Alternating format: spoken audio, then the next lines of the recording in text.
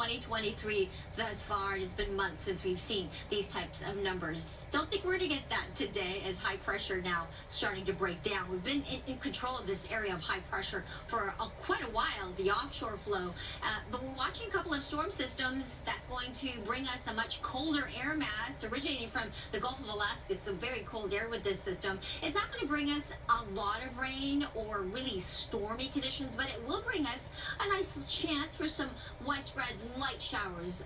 Rain totals maybe a tenth to a quarter of an inch of rain for the coast and valleys, upwards of about a half an inch for the mountains and foothills. Some of us may not even see rain at all. So just keep that in mind as we get into tomorrow night, late into Sunday. That snow level, though, is expected to drop to about 3,500 feet, 4,000 feet. And that could impact your travel, of course, through some of the passes, the Tejon Pass, the Cajon Pass, up towards the Mojave Desert. Wind advisory still in effect for a few more hours. Some areas expire at noon, some till about 6 p.m. today. But those wind gusts, so important to remember, 45 to 50 miles an hour. When we get these wind advisories, that means hazardous driving conditions, not just some debris on the ground, but also it can really buffet you around, especially if you got those high-profile vehicles. Today, 80 degrees, or rather yesterday was 80 degrees for downtown. Today, we start that cooling trend to about 77. Our sun will be setting at 5:32, and our temperatures across the west today. Are you traveling east? 67 in Palm Springs on that 10 freeway, all the way to Phoenix.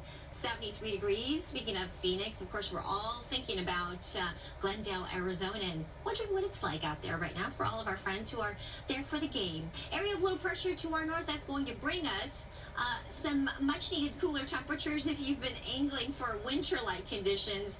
Yeah, it's not going to feel like it still today, but it will feel like it this weekend. Just a quick look at our 7-day forecast here. 77 today for downtown, getting into the low 60s on Sunday, so almost a 20-degree drop from below the average, or rather yesterday's highs. We'll get down to the 50s on Tuesdays. Another little weather system moves in just in time for Valentine's Day, and then it looks much drier Wednesday and Thursday of next week. The mountains could see a little bit of snow as well, maybe a couple of inches at our local resorts by Saturday night into Sunday. Look at the high on Sunday up into Big Bear, only in the low mid-30s.